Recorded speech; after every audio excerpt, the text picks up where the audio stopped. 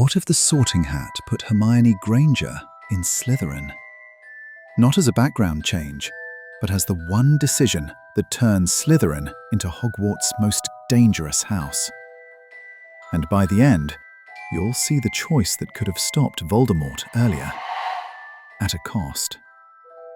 Most fans assume Slytherin would corrupt Hermione.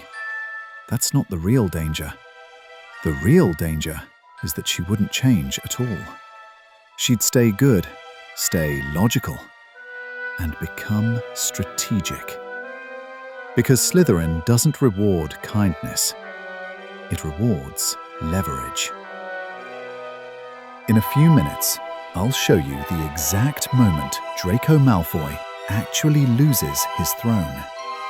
But first, you need to see what Hermione does in her first week.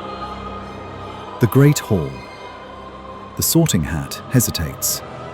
Hermione thinks, I want to learn everything. The Hat hears ambition and answers, Slytherin. Draco's face hardens. A Muggle-born doesn't belong here. So Hermione isn't attacked.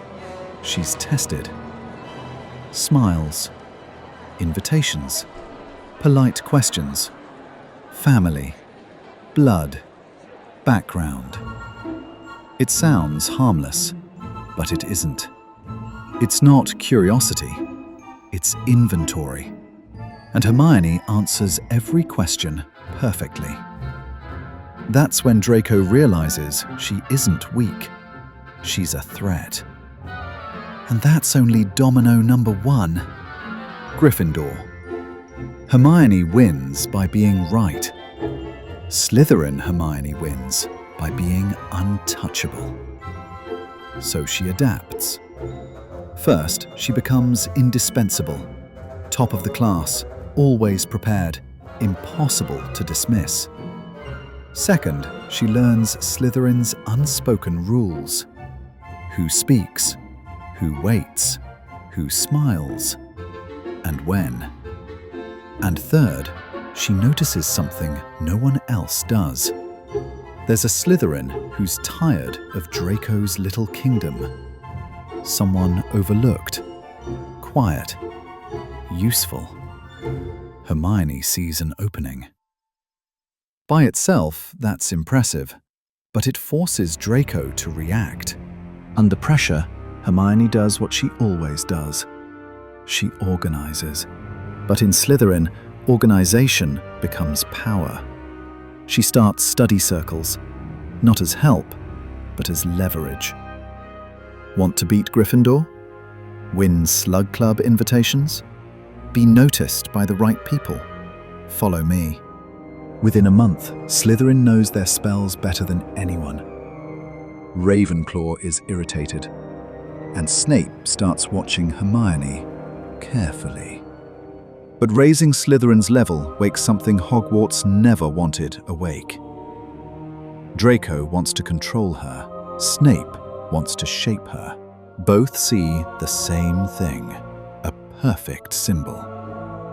Hermione refuses, so she makes her first true Slytherin move. She lets Draco think he leads the group. He keeps the spotlight. She takes the power. And the dangerous part, she enjoys winning this way. Then comes the troll. In Canon, Hermione is rescued and friendships are formed. Here, she's in Slytherin. No Harry, no Ron, no rescue. So she doesn't panic. She gives orders, locking doors, blocking corridors, moving students like pieces on a board.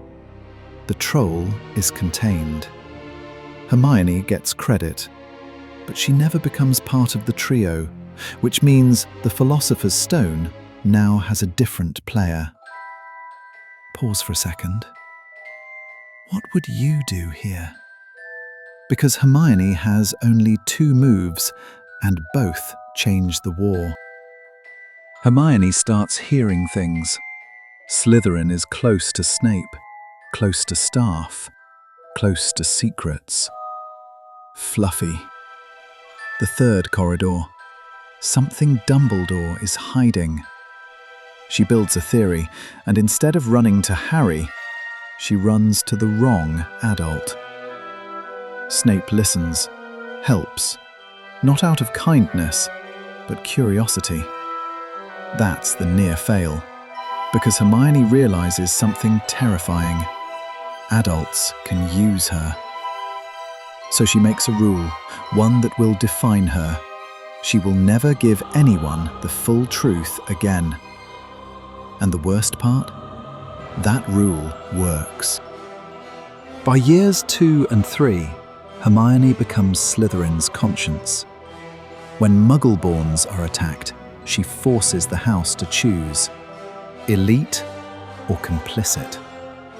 Some double down on blood ideology. Others follow her. And Draco? He doesn't lose through defeat. He loses through irrelevance. When Slytherin starts winning on merit, his name matters less. And when he plays the blood card, people step back.